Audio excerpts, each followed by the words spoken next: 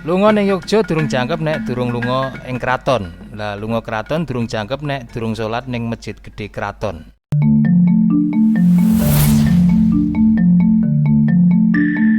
Masjid Kraton Jogja utawa Masjid Gedhe Kauman utawa kagungan dalem Masjid Gedhe kuwi salah sawijining bagian sing ora iso dipisah saka Kraton Jogja.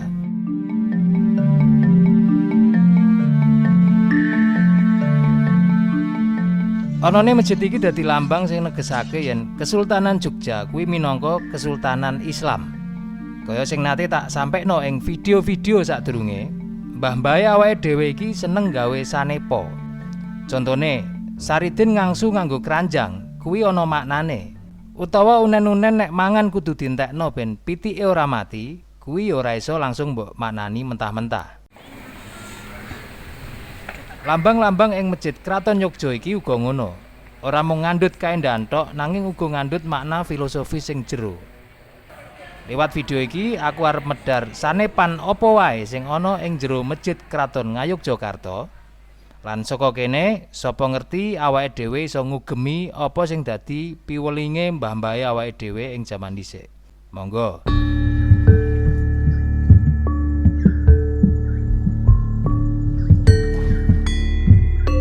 Masjid iki dununge ana ing kulon alun-alun lor utawa sisih lor kulon Kraton Jogja.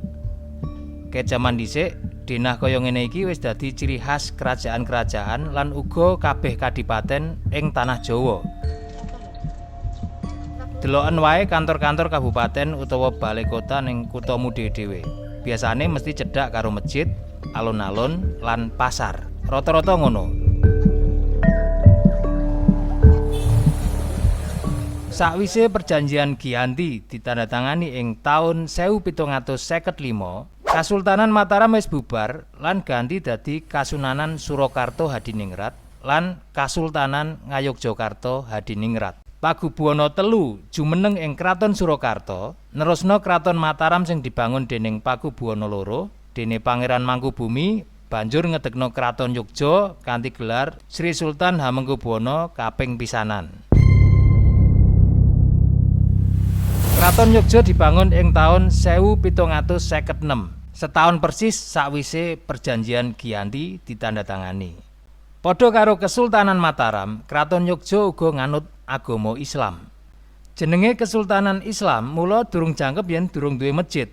Mula ing tanggal 29 Mei 1773 banjur dibangun masjid sing diarani kagungan dalem Masjid Gedhe. Senajan Yogya kuwi Kesultanan Islam, ning Yogya uga isih kenthel njunjung piweling-piweling leluhur sing wis dadi budaya kanthi turun-temurun. Piweling lan simbol-simbol kuwi uga katon ing bangunan kraton lan masjid. Sing paling katon ya kuwi Candra Sengkala.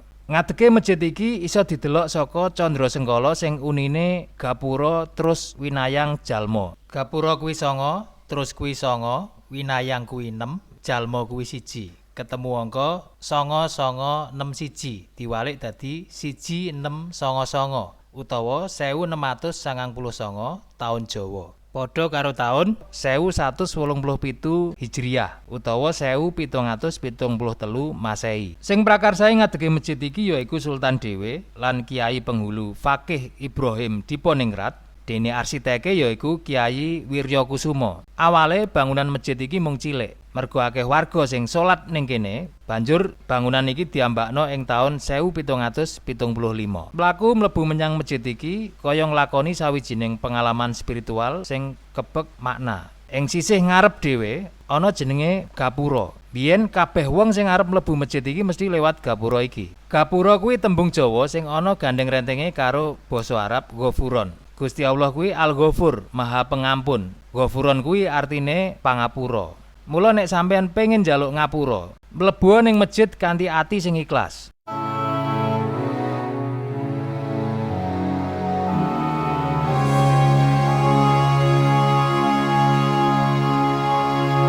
Struktur gapura masjid iki bentuke Semar Tinandu. Semar Tinandu kuwi sawijining jenis bangunan ing Jawa. Ing pewayangan, Semar kuwi sawijining tokoh sing duweni wibawa lan kawicaksanan. Tinandu kuwi artine ditandu. Semar Tinandu artine awake dhewe kudu iso njunjung dhuwur karakter sing wicaksana. Sakliyane iku, Gapura iki pancen ditandu utawa ditopang kolom-kolom kubus sing kuat lan bentuk empyake ancen mirip kaya tandu. Sakwise ngliwati gapura, nek sampeyan noleh kiwa nengen ana wit sawo kecik. Meh kabeh bangunan ing kraton mesti ana wit sawone. Nek mbiyen ning masjid iki wit sawone akeh jejer-jejer. Iki maksude apa? Iki ngono maksude ibarat perintah sawu sufufakum fa inna taswiyata sufufi min iqamati shalah. Sawu dilambangno wit sawo. Sawu sawo.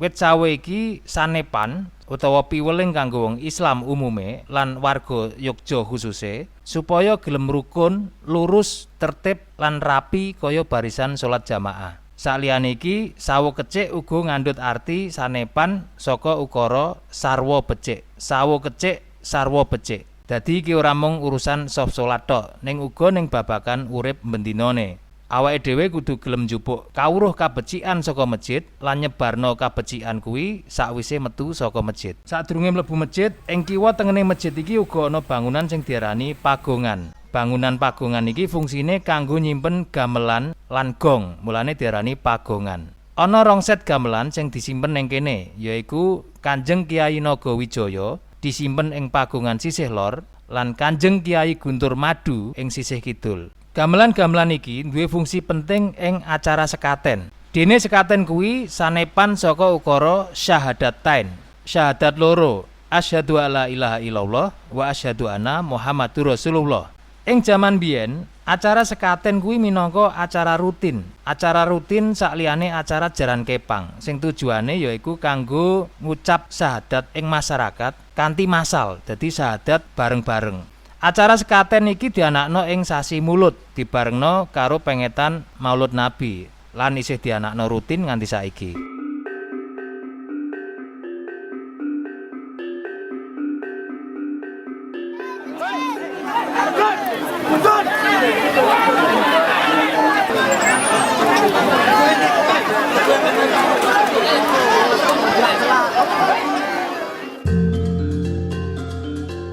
Sakwise ndelok pagongan, saiki coba deloken ornamen sing ana ning ndhure pager masjid. Ing pager langkan masjid iki ana ukiran waluh. Nek wong Pati ngarani waloh. Waloh kuwi sanepan saka waullah, demi Allah. Tembung iki uga ana ing surat Al-Ikhlas. Qul huwallahu ahad. Sejarah utawa asbabun nuzul surat Al-Ikhlas iki mudhun nalika ana wong musyrik takon marang Kanjeng Nabi Muhammad sallallahu alaihi wasallam. Wong kuwi ngucap, "He Muhammad, coba aku wenehi weruh nasabe pangeranmu." Banjur dijawab karo Gusti Allah lewat wahyu surat Al-Ikhlas iki. Qul huwallahu ahad, Allahus somad, lam yalid walam yulad walam yakul lahu kufuwan ahad. Allah kuwi siji, beda karo makhluk, zat sing dituju kanggo nyenyuwun kabeh makhluk, kekal lan ora ana tandingane. Dadi ukiran waloh iki ngelingno marang awake dhewe yen wis iso nyekel kunci iki, mula iso bakal duwe benteng sing kuat kayata pager masjid iki. Kunci iki yaiku tauhid mau sing bakale iso mbentengi awake dhewe saka kabeh balak ing donya lan balak ing akhirat. Njaluka kabeh hajatmu marang Gusti Allah. Kuwi maksude waloh. Saiki monggo rada ndangak ndelok empyake masjid. Empyak masjid iki kasusun saka 3 tingkat. Empyak iki jenenge tajuk. Padha persis karo empyak masjid ing Demak lan masjid ing Menara Kudus. Cacahe ana 3 tingkat. Sakliyane iku, ruangan masjid iki uga kasusun saka 3 tingkat, yaiku latar, teras, lan ruang inti utawa ruang ukhrawi. Apa maknane 3 tingkat iki? Maknane yaiku derajat keimanan. Iman, Islam, ihsan. Iman kuwi artine percaya. Awake dhewe diutus percaya yen ngalam donya saisine iki ana sing nyiptakno, yaiku Gusti Allah. Awake dhewe uga diutus percaya yen pangeran kuwi uga nyiptakno makhluk-makhluk gaib kang aran malaikat. Awake dhewe diutus percaya yen ngendikane pangeran kuwi katulis ing kitab-kitab suci. Awake dhewe diutus percaya yen nabi lan rasul kuwi ana lan duwe tugas nampa wahyu lan nerusno kanggo menungsa ing jamane. Lan rasul pungkasan yaiku Nabi Muhammad sallallahu alaihi wasallam sing dadi nabine awake dhewe nganti pungkasane jaman mengko. Awake dhewe diutus percaya yen dina pungkasan utawa dina kiamat kuwi bakale ana lan ora ana sing weruh kapan kedadeane kejaba pangeran. Awake dhewe uga diutus percaya yen takdir kuwi ana, iki ewadene kaya algoritma sing wis diprogram dening pangeran. Kuwi mau jenenge rukun iman sing cacahe ana 6. Sakwise iman berarti awake dhewe ngancik tingkat kaping pindho yaiku Islam. Yen iman kuwi percaya, mula sakwise percaya awake dhewe kudu mbuktekno iman kuwi ana ing jero ati kelawan lisan lan kelawan tumindak. Sing pisanan yaiku ngucap kalimat syahadat, asyhadu alla ilaha illallah wa asyhadu anna Muhammadur Rasulullah. Monggo dipirsani penjelasan lengkape soal syahadat iki ing video sadurunge. Linke ana ning deskripsi. Nomor 2 yaiku salat. Wajibe ana 5 yaiku subuh, dhuwur, asar, maghrib, isya. Nomor 3 poso, wajibe ana ing sasi poso. Nomor 4 zakat, ngetokno 2,5% donyane awake dhewe kanggo wong sing butuhake. Lan nomor 5 yaiku kaji. Lunga ning Mekah kanggo nglakoni ibadah kaji kanggo sing mampu. Sakwise iman lan Islam banjur ihsan, wong sing kanthi sadar lan ikhlas gelem ngabdi marang pangeran. Kanggo ngadhep Gusti Allah kuwi ana 3 tingkatan, yaiku nek ing istilah Jawa jenenge tungga, tuhu lan tutuk. Level tungga yaiku ngibadah lan tumindak becike isih kanggo tujuan kamulyan ing donya, kanggo jabatan, kanggo karir lan kanggo sugih. Level tuhu yaiku tujuane kanggo kepengenan mlebu swarga lan wedi mlebu neraka. Lan level ihsan niku yaiku level tutuk, ora ana sing dituju kejaba pangeran. Imane apik, syariate apik lan akhlake uga apik. Intine ihsan kuwi wong apik. Apik karo pangeran, apik karo menungso liyane lan apik karo alam. Sadurunge awake dhewe mlebu ing teras, saiki monggo wudu dhisik kanggo resik awak saka hadas cilik.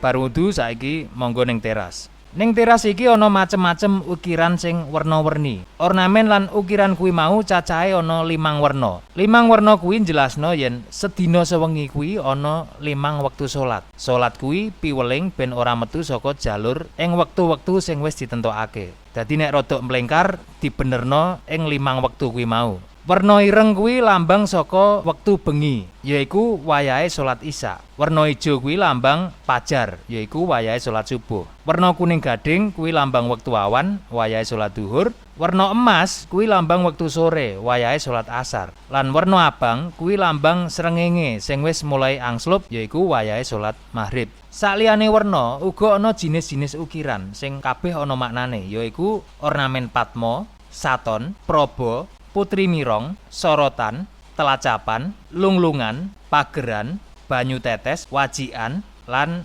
nanasan. Dadi sakliyane kanggo salat, bangunan teras utawa serambi iki uga nduweni fungsi sosial. Teras utawa serambi iki biyen uga dienggo kanggo pengadilan. Jenenge pengadilan Surambi.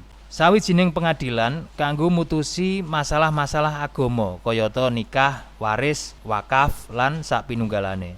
Kegiatan iki dipimpin dening abdi dalem sing diarani penghulu. Abdi dalem sing ngewangi tugase sultan. Salah sawijining penghulu sing biyen melu memayu masjid iki yaiku Kiai Haji Ahmad Dahlan, tokoh sing ngedekno organisasi Muhammadiyah. Simbol sosial ing kegiatan-kegiatan iki diwakili lambang ukiran nanas lan ukiran wajikan. Nanas kuwi sanepan saka hablum minanas. Hablum minanas kuwi hubungan antarane menungso siji lan liyane, muamalah. Dadi nek salat kuwi termasuk hablum minallah, nek muamalah, dagang utawa pengadilan kuwi termasuk hablum minanas. Dene ukiran wajikan kuwi salah sawijining lambang pepeling saka Al-Qur'an ing surat Al-Fajr ayat 23. Ukirane wajik surate Al-Fajr sing ngarepe ukarane uga wajik. Waji'a yawma'idin bi jahannam yawma'idin yatadhakkaru al-insanu wa anna lahu adh-dhikra. Ayat iki mbahas yen bakale ana pengadilan ing akhirat. Mula pengadilan ing donya kuwi kudu iso adil, sebab yen ora adil mengko tetep diitung ing pengadilan akhirat. Kanggo maknani luwih jero, monggo dipirsani dhewe tafsir surat Al-Fajr ayat 23 sing ana gandeng rentenge karo ukiran wajik. Ben iso adil lan iso slamet, awake dhewe kudu duwe rasa isin. Rasa isin iki dilambangno ing ukiran motif putri mirong, ukiran utuh sing ana ing pilar serambi saka dhuwur mengisor. Ukiran iki sejatine ditujokno utamane kanggo sultan. Mirong kuwi isin. Dadi kuncine peradaban ing kasultanan, kerajaan utawa ing negara kuwi ana ing rasa isin. Yen wis akeh wong sing wis ora duwe isin, mula kuwi awal kehancuran suatu kaum. Ukiran Putri Mirong iki uga stilisasi saka huruf Arab sing kewaca Allah lan Muhammad. Stilisasi tulisan Arab iki uga ana ing ornamen liyane yaiku ing ukiran Patma sing wacane uga Muhammad. Saka ornamen iki awake dhewe digadang yen awake dhewe wis iso nglakoni apa sing dadi perintah Gusti Allah sing diajarno lewat Nabi Muhammad, awake dhewe iso nduweni isin. Isin nek arep nglakoni tumindak Allah. Sura diraja ningrat lebur dening pangastuti. Kabeh tumindak Allah kuwi bakal kalah karo kebecikan.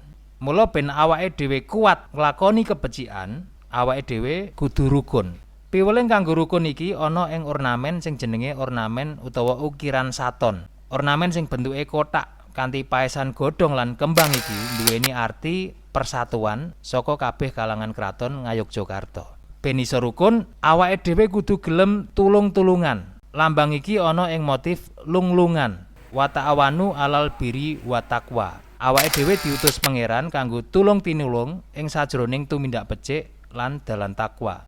Tulung tinulung kuwi iso awujud tenaga, pikiran utawa duit. Yen awake dhewe gelem tulung tinulung, mula rejekine digambarno iso kaya ukiran lunglungan kuwi, nyambung terus ora pedhot. Rejeki sing lancar iki uga disimbolno ing ornamen udan riris utawa banyu tetes. Ornamen iki nggambarno banyu udan sing tiba ing kentheng lan gegodhongan kanthi bebarengan lan kena cahyaning srengenge saengga dadi babakan sing endah. Ewadene rejeki sing iso nentremno ati. Nanging awake dhewe uga perlu eling yen kabeh kuwi mau mung titipan. Kabeh kuwi asale saka pangeran. Mula kanggo nggayuh kuwi kabeh tetep kudu nganggo cara sing bener. Nah, iki uga dilambangno ing motif ukiran sing jenenge motif pageran. Pageran kuwi artine wates sing ora oleh dilanggar. Yen dilanggar mula iso cilaka. Motif iki nerangno soal endi sing hak lan endi sing batil, endi sing oleh dilakoni lan endi sing ora oleh dilakoni. Sakliyane motif pageran, uga ana motif liyane sing ngandhut arti jero, sing bahas babagan sangkan paraning dumadi, yaiku motif proba, motif sorotan, lan motif telacapan. Telung motif iki nduweni bentuk telung lincipan kaya dene trisula.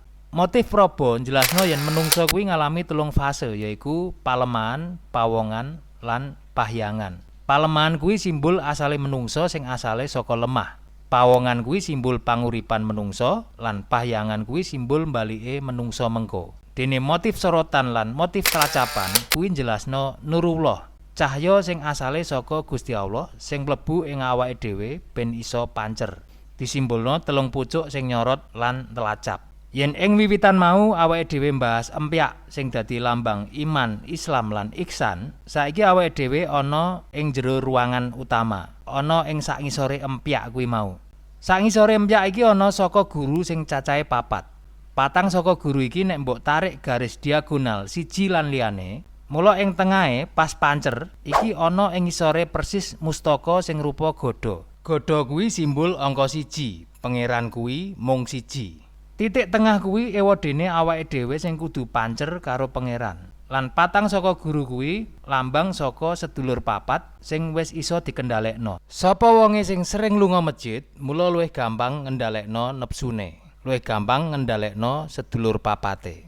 Sak ndure empyak sing paling dhuwur dhewe kuwi mau ana mustaka, bentuke gada. Gada sing ana hiasane godhong kluweh lan kembang gambir. Kluweh kuwi lambang kaluwean, linuwih. Kaluwean sing asale saka Gusti Allah. Sapa wonge sing iso nguwati patang pilar iki, mula iso duwe kaluwian. Lan kembang gambir kuwi lambang gondo sing wangi. Sapa wonge sing wis iksan, mula iso duwe gondo sing wangi. Wangi artine tumindak becik sing migunani. Ben iso tutuk ing level ihsan, pilar 4 kudu kuat tenan. Patang pilar kuwi nafsu sing wis iso diajak nglakoni kebecikan. Nek ning falsafah Jawa diarani sedulur 4 lan 5 pancer yaiku awake dhewe. Luwih detaile monggo dipirsani video sadurunge.